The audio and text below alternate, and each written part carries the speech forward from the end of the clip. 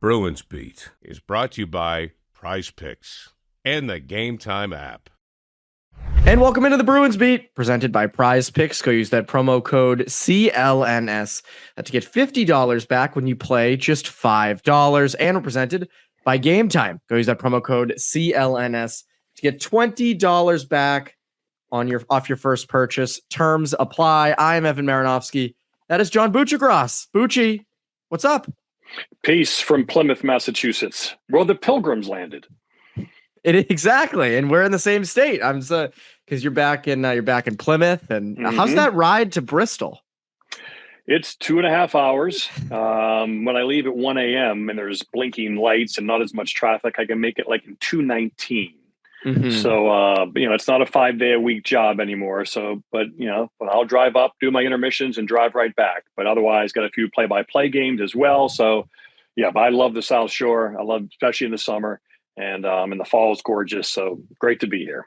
Yeah, South Shore is amazing, and you're right. Like right now, I think everyone focuses on the South Shore in the summer, but I think the South Shore in the fall is spectacular too, with the foliage and everything. In terms of the Bruins, this Jeremy Swayman situation, are you surprised by this? Where are you at with this kind of in general? Yeah, I am a little surprised. I didn't realize. And I've known Jeremy for a little bit, been around him, and I wasn't really privy to the fact he was quite wired this way, to be a little sensitive and to kind of, write down the criticisms. But, maybe I should fast forward when I was his age and I was in my business.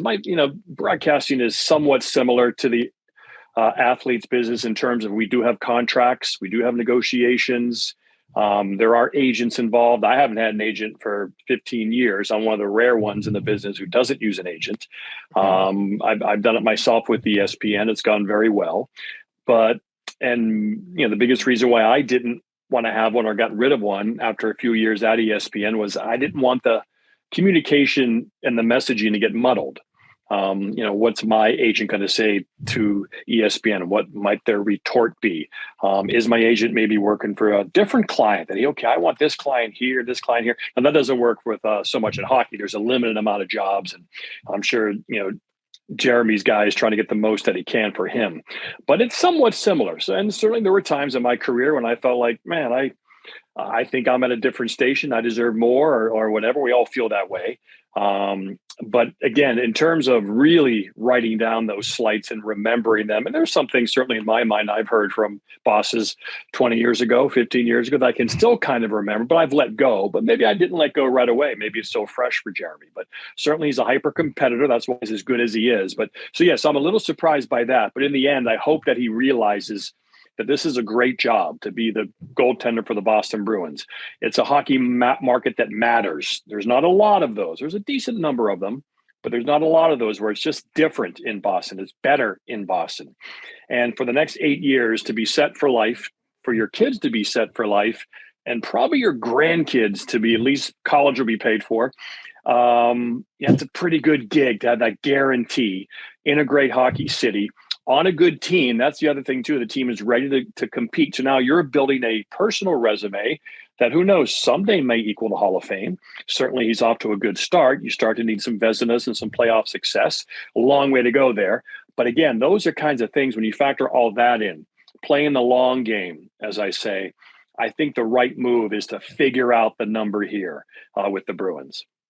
I remember you tweeted over the summer 8x8. If I'm remembering correctly, kind of makes the most sense for him. And I agree with you. I said all summer 8x8 because the reality is at this current moment, he's not worth exactly $8 million. Just given, given what he's done so far. But I think everyone sort of expected, those first couple of years, maybe not quite worth 8, but then definitely worth 8 in years 3, 4, 5, 6, and then 7, 8. He's over $8 million, and then can negotiate after year 7 to get that extension after that. But I continually be surprised. It's interesting you referenced those slights he writes down, and he said in that Amazon Prime documentary, which I think comes out today, right? It comes tonight. Out Friday. Yeah, I'm not sure what time, but tonight. Yeah, I'm looking forward to watching that. Have you gotten a look at it? Yeah, I usually get some previews sometime to this stuff, but I didn't this time, which I don't mind. I like to watch it in real time with the rest of my hockey fandom, so I don't mind. I'm a more patient man, so I'll be tuning in tonight to watch. Yeah, I was gonna say I have not gotten a look at it either, so I'm curious. But there was these quotes that came out through I think Greg Wyshynski. Swayman said, "quote I mean, I don't want it to end. This could be the last time I wear a Bruins jersey. I know I'm going to do everything in my power to be a Bruin for a long time. As a kid growing up in Alaska, this was in my wildest expletive dreams. I never want it to end. I'm just so grateful that the sun's going to rise tomorrow, and there's another opportunity to get better. And then he spoke on his arbitration. When you go into that room, you don't say a word. My arbiter started first. He said all these great things. The arbitrator on their side, their job is to help the management side and to rip players. And hearing that you're not worthy of what you think you're worthy of, that was hard to hear. You don't forget what was said. I wrote him down and I looked at him the other day and I had a couple of check marks. My biggest knock was how I wasn't trustworthy in the playoffs. Check. So I it's interesting because, like, you know, you and I, Brady, obviously around here, kept every slight against him and used it to motivate. I think there's nothing wrong with that. I think that that's a good thing. Right. We've heard a lot from him on this in a short time, just about arbitration. He did take the Bruins to arbitration. I'm like you. I didn't expect this to be this contentious. And I just want, like, you know, obviously if the Bruins submit the right offer, he's going to sign it. I would be shocked if he didn't. But to hear a pending RFA say, well, I don't know if I'll be back. Yeah, that's a wild thing. I don't know. I was surprised by that. It's a little dramatic, right? But again, that's the scar tissue from the arbitration process, which he shouldn't be in the room in that situation. I don't know why they do that. If I'm his client, I'm not going to go in there. Negotiations are ugly. You know, like I said, I've gone through things like that at ESPN. They get contentious, but it's not personal; it's business. But again, the Bruins, they should have more nuance than that. I can't believe some of these teams would say these things in these arbitration hearings. There's a nuanced way of saying that. Hey, he just yet to prove it in the playoffs. We love Jeremy. We believe in him. But this process is about what you've done. There's a little bit of forecasting what you might do, but right now there just isn't a playoff track record. That's how you put it. You can put this in a nuanced, diplomatic way where you don't have to be an idiot about it. So again, maybe that's a little dramatic from Jeremy. But again, I call Jeremy my third son. I have a 32-year-old son, a 25-year-old son. Jeremy's my third son. Yeah, I want him to be happy. I want him to be a happy guy. So I look at all these players that age, and I want them to, you know, just to figure it out. But again, they're that age. They don't have the wisdom of the years or the experience yet to look back on how this is a business and how it works. So yes, in the end, I do think maybe the Bruins, you know, Cam Neely said $64 million, whether or not the timing of that was messed up again. But again, I assume that's what he meant 8 times 8, whether it was not quite offered, whether he thought someone pressed send but didn't press send. I don't know. You know, he's not going to be there every step of the way with negotiation. I don't think he's on speakerphone with Don Sweeney every time or whoever's negotiating the Bruins contract on their side. But at this point, I think you just go 8.2. You try to make them a little bit happy. It's 8.2 times 8. Like you said, that's an overpay for arbitration for 2 years, but that's their own fault. So, you know, so they guess, okay. And it's weird. Jeremy is an RFA, but he does have a little bit of leverage because this is a very good Boston team and they trade the Vezina winning goalie already. So they just kind of, you know, they obviously fumbled this a little bit, maybe underestimated Jeremy, but I think there is an answer here. And it's still a bit of a risk. Again, he hasn't gone that deep into playoffs yet. But again, I believe in this athlete. He's great for the city. He's a great personality. He's a great ambassador. He's an excellent talent. He's at a good age. So I don't think this is an outrageous risk. They're all risks. But, you know, in the end, it's an investment and a bit of a bet. And you're betting that Jeremy Swayman will be good. And like you said, in 8 years, if the rights go up, then eventually a goalie will be $10 million a year, probably for the last 2 or 3 years of his deal. That could be the peak. So, yeah, but I think the Bruins should go at least 8.2 now. If they were going to stop at 8 times 8, 8.2 is a good contract, like I said, in a great hockey market on a really good team. And I think in the end, you know, they both need each other. Bruins probably need Jeremy a little bit more than he needs them. But again, you don't want to start sacrificing paychecks and money you'll never see again. Yeah, I agree with you. And I think it's interesting because you think about kind of what's been reported. You know, the Bruins came with, I think it was like 4 times 6.25 first, and then they moved it up to 8 times 7.8. Swayman's camp went from 8.8 times 9.5 down to like 8 times 8.5. And everyone's kind of moving. Again, I'm not a negotiator. I don't know. I'm not in the room, but I think, you know, you look at sort of how the Bruins, you know, definitely, obviously, I think it's clear Swayman's camp has been talking to some And Swayman was obviously on that podcast about a month ago talking about the negotiations. But you also look at the Bruins coming out on Monday, and you have, Neely's comments. You have Montgomery naming the starter already for game one. Yeah. I do wonder if the Bruins say, all right, you know what, this has gotten ugly. We're going to put, an extra 200,000 on that AAV.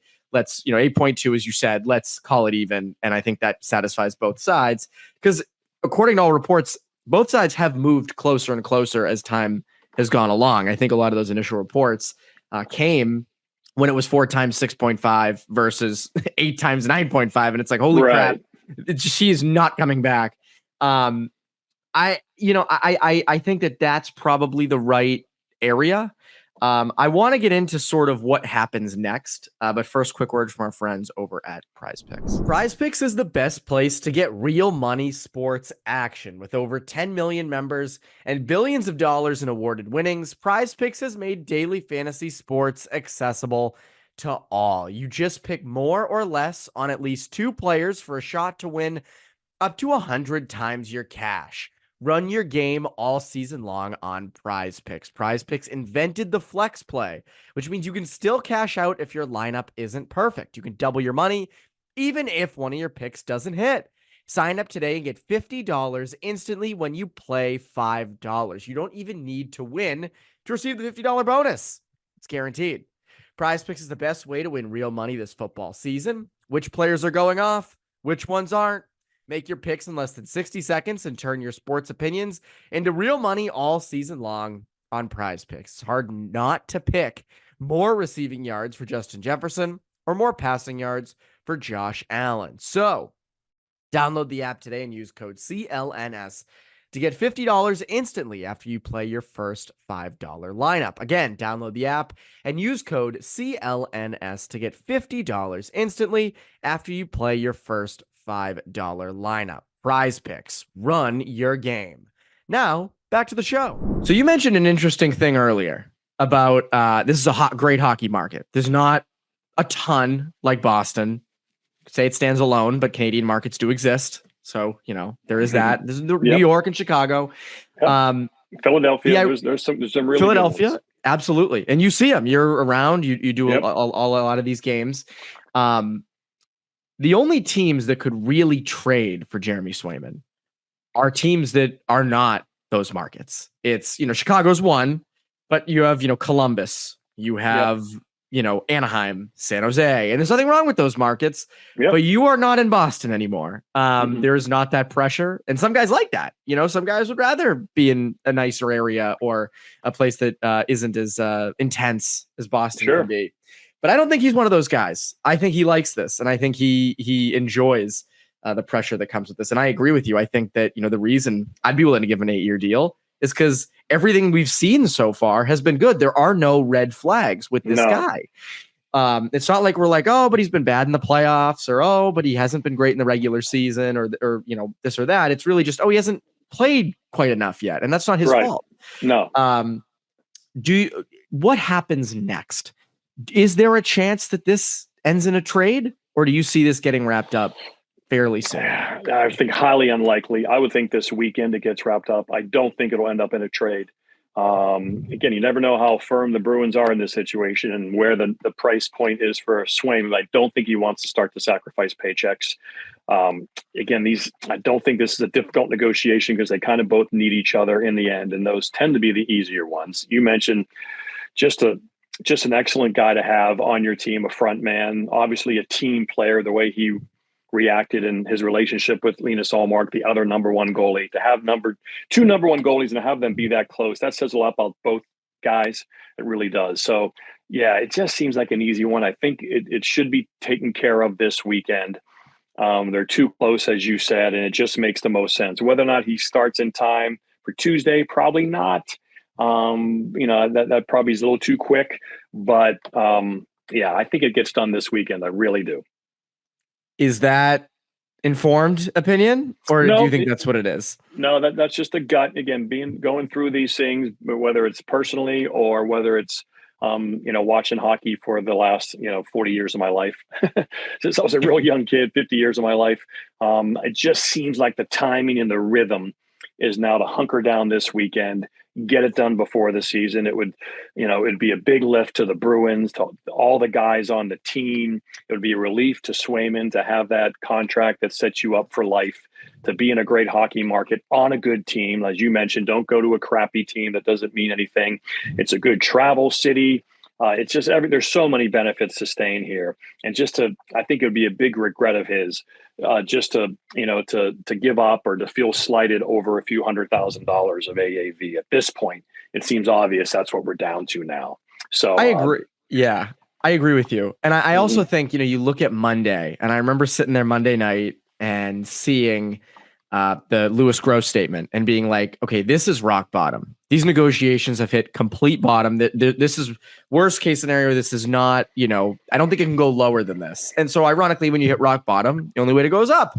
And I do think that, there hasn't been much said by either camp in the last couple days. I mean, there's been some new things reported. There certainly was Tuesday morning. We're now recording this Friday morning. Like, there hasn't been a ton since. Mm-hmm. And at the end of that statement, at the end of that thing that Louis Gross put out, it was, we're going to, me and my client are going to take a few days to talk this out. And I think the right thing, and I think you agree with me on this, is, get a deal done as soon as possible. Like, don't let this linger. Don't, go back to the negotiating table in late October. Like, and I also think once the season starts, if he's not signed, he's a competitor. You want to be out there. Like, you want to be with your teammates. And I get, obviously you have your contract and you want to get the most amount of money. But I think when games are happening, whether or not Jonas Korpisalo is doing well, whether or not the Bruins are doing well, those are your guys. That's your team. Like, I think It's a weird feel. I mean, you probably, like, if you're sick and miss a broadcast that you're supposed to have, and you're sitting at home, like, I think I should be doing that. This is so weird to watch this. I think he's going to have that feeling if it lingers into the regular season. I don't know how you don't.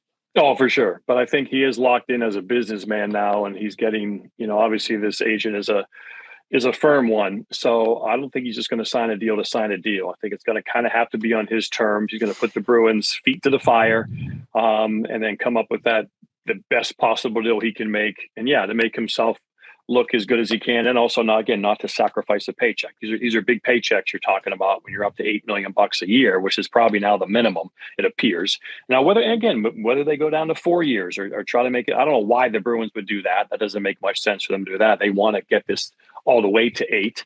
I don't think deep inside they think like there's a question mark on his talent or whether or not he can play till he's 33 years old. I think they believe in their goaltending coach to always have a good backup so he doesn't overplay.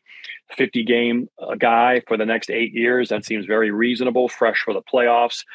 Their core is at a pretty good spot. They're a little bit older, obviously, a little bit up front. So that will have to address in the second half of his contract. But again, at that point, you can always trade him.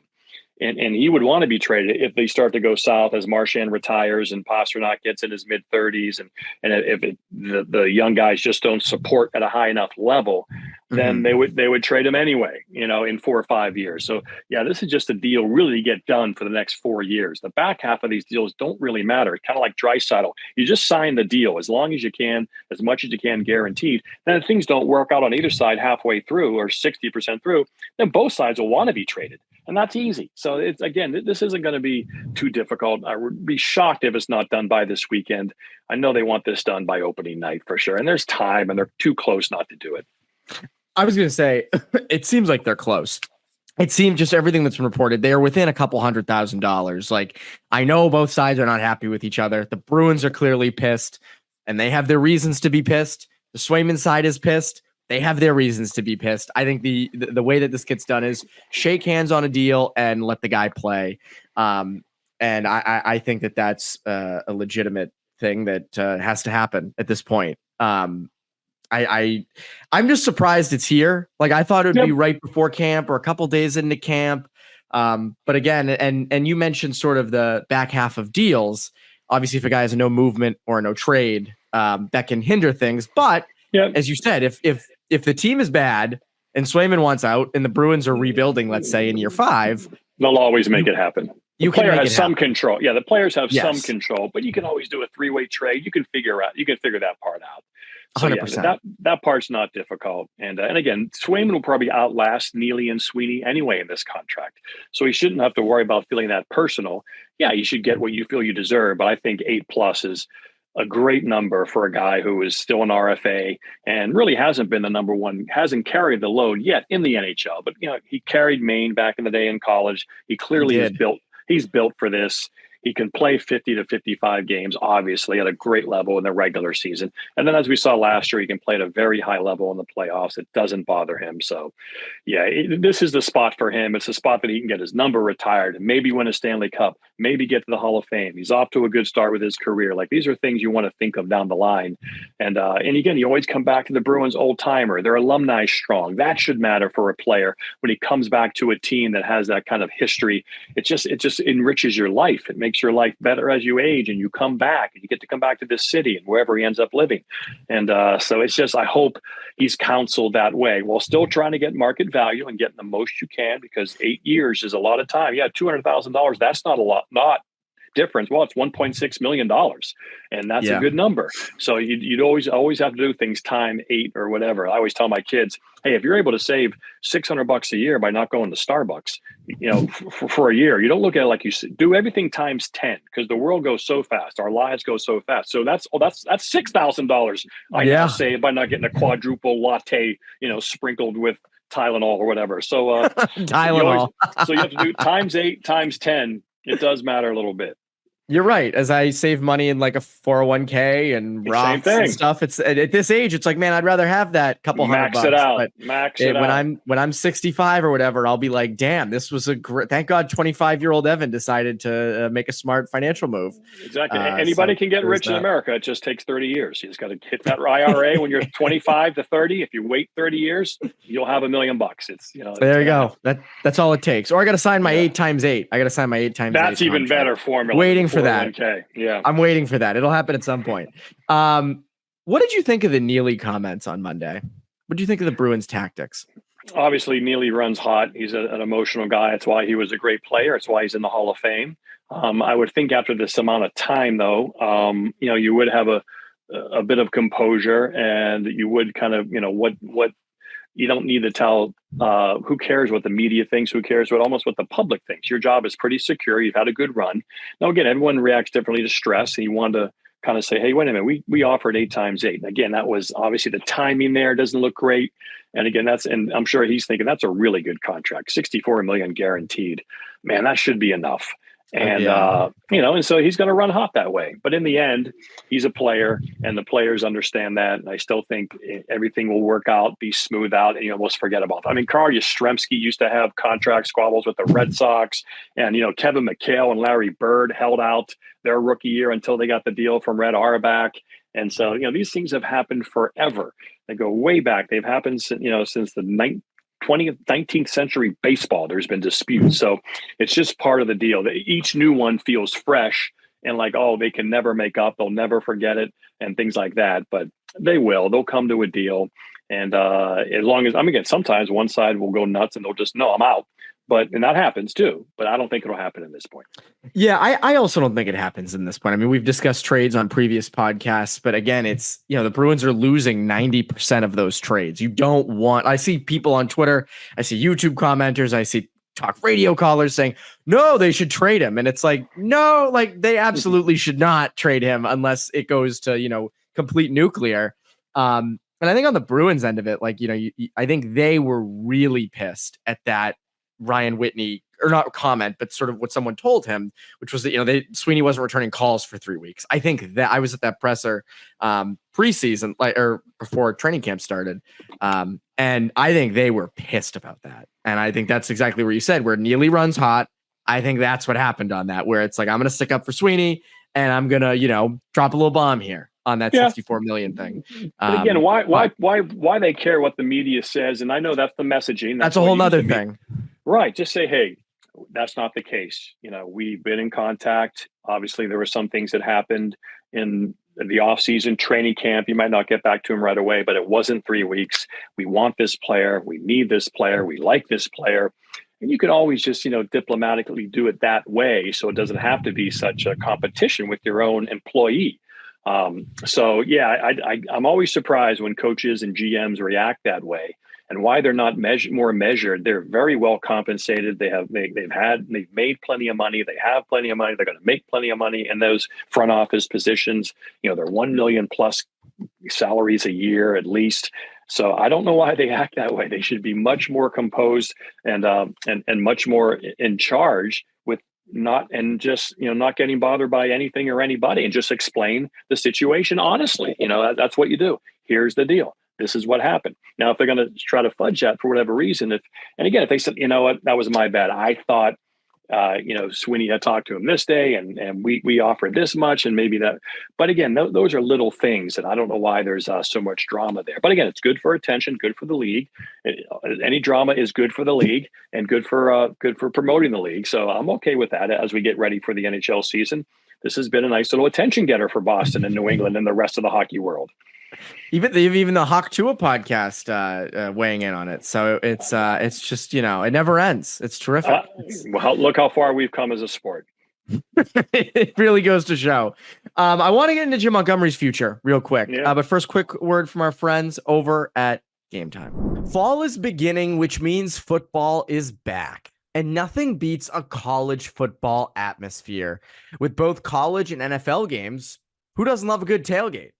Get to the game with Game Time. Game Time has a new feature called Game Time Picks that makes getting tickets to see your favorite teams play live even easier. And Game Time Picks filters out the fluff to show you only incredible deals on great seats, so you don't have to waste time searching through thousands of tickets. This fall, my friends and I are going to the Patriots-Titans game in Tennessee. How will we get tickets for the game? Game Time, of course. The super deal has been amazing to us in the past, and there's no doubt it will be great to us again. I just love the curated deals, which make it easier to find the best price on great seats. Some other features I love are the lowest price guarantee, or Game Time will credit you 110% of the difference. Game Time Picks. Curation makes it easier to save more on sports, comedy, and theater. All-in pricing. Toggling this feature shows the total up front with no surprise fees at checkout. So, take the guesswork out of buying tickets with Game Time. Download the Game Time app, create an account, and use code CLNS for $20 off your first purchase. Terms apply. Again, create an account and redeem code CLNS for $20 off. Download Game Time today. What time is it? It's game time. Now, back to the show. So I think one storyline that hasn't been discussed a lot, and it's pretty obvious why it hasn't been, because the Swayman saga has been happening. But Jim Montgomery, rumored, when he signed here back in 2022, 3-year deal. We have no word of an extension yet. Sweeney's mentioned that they've talked. Neely, when he was asked sort of about, whether or not they wanted Montgomery to be a lame duck going into the year and, going in, remember in Moneyball, Art Howe coaching on a 1-year deal, can't coach on a 1-year deal. It is a stressful thing. I am a little surprised that they have not come to something. And I just wonder, when does this happen? And are they still looking for something from him? Because I think obviously the one thing that hasn't come with him is the postseason success. He's been outstanding in the regular season. It's the postseason. I can't envision a world, though, John, where they say, all right, you got to win 2 rounds and we'll give you the extension, the Monday after, you win that second round. What do you think happens here? Yeah, I'd be surprised if he lasted the year without an extension, whether he's fired at some point because they got off to a slow start or what, or signs the extension. I would think those are only 2 things I could think would happen. But I've always been a Monty fan going back to his time in college hockey at Denver. He was one of the guys I pushed for on Twitter saying this guy could coach in the league. Went to Dallas and did very well. Obviously fired there for his circumstances, and it took a while to get back into the game. And so the Bruins had the leverage probably, with this first contract, and maybe they feel like they still do have a little bit of leverage. But at this point, I think Monty is probably fully rehabilitated in the league. He would get a job very quickly. But you never know. What's the what's the relationship with the staff? They have a very experienced staff. What happened behind closed doors? Is it really as smooth as they say? You never know how they say in the talk in the media. And like you mentioned, obviously the Panther loss after the record-breaking year is just that's a scar tissue that you just wonder is ever going to go away for a while. And you were hoping last year maybe you had a chance. Obviously, great success early on, but so I am surprised as well. Maybe the Bruins are still trying to get a deal. Maybe they felt like they did Monty a favor the first time around. So, and maybe the number's just not there yet, or the term. But it is a little surprising that, now obviously you have the Swayman thing going on, but I would think the number of the deal wouldn't be that difficult to come up with, whether it's 3 times 4 or whatever it is. Maybe Monty wanted to wait. Hey, in case we make it deeper on the cup, then I have more leverage. Yep. But it is an interesting one. It's a tough one because again, behind the scenes, I had heard just like it wasn't all real harmonious last year among the coaching staff and the players and stuff. I'd heard a few chirps about that. Again, that can happen a lot, and some people over dramatize that on every team because it is a hard, long season. So you never know if that's tangible and real. But and I don't know if that caused the Bruins pause, or again, maybe it's a year thing or a salary thing. But I would think in the end, the way he is with the media, that he's an offensive-minded coach. He empowers offensive players. He was an offensive player himself at Maine when they won a national championship. So I would think that would get done at some point. Bruins get off to a good start. Solid start. Everything looks well with this because they do have new players, so maybe they want to make sure can Monty put this team together like we want it to. And they're getting big players, they're signing big players, they're drafting big players. The Bruins realize they're identifying the Florida Panthers as an Eastern Conference foe for the next 5 to 7 years with how they're built. So we need to compete with them. We need to be, at least as good as them because we're not going anywhere. They're in our division. They're in our conference. So the Bruins are obviously reacting to the Panthers, losing to them 2 years in a row, and they're getting bigger and meaner and stronger. Every step they take, they're getting bigger. Yeah, and I think you even see it. Like I can't remember a first game they've hyped up more in a season than this one, where it's like game 1 against the Panthers, that's the measuring stick. Like, and I think it's interesting, and it makes sense. I mean, they've been knocked out by them the last 2 years. As you said, they've gotten bigger, meaner, stronger. It's funny with head coaches. I have a kind of a college mindset, and I think you do too, to an extent, where it's like, you want coaches to let coaches cook for a little while. You look at John Cooper in Tampa Bay. There were some really hard years there at the beginning. There was that collapse in 2019 against the Blue Jackets, where, they kept him throughout all that and then ended up getting 2 Stanley Cups out of it. And he's probably the best coach in the league. I think it takes time. The problem is teams aren't patient and voices run thin. I mean, after the Bruce Cassidy thing in 2022, where they let him go after, a lot of success here, I think it kind of opened my eyes to, like, as you said, there's a lot of things that happen behind the scenes that we don't see, we're not privy to, we'll never hear about. And I think you also look at who's on that staff, Joe Sacco. Like Joe Sacco is a former head coach. Jay Leach they just brought in. Yeah, like they have guys in-house that they might feel are better at some point. So I want coaches to stay. I don't know everything going on behind the scenes with Jim Montgomery. I can just say, like, from obviously what he's given, I think he's done a solid job regular season wise. And I think it's good to hold on to coaches and not, consistently have a carousel. I think one of the common threads among the worst teams is in any sport is you're running through head coaches left and right. Yep. And in the NHL, you have your guys that just kind of keep getting recycled. So when you have a good one, hold on to it. I think the question, and we won't get this until the playoffs, can this team win 2 rounds? And I think this roster with Jeremy Swayman should win 2 rounds. So I think that's a whole nother thing with Montgomery and that contract. For sure. And of course, they lost to the team that went to the Stanley Cup Finals 2 years in a row. So it's not like they lost to a bad team or were upset.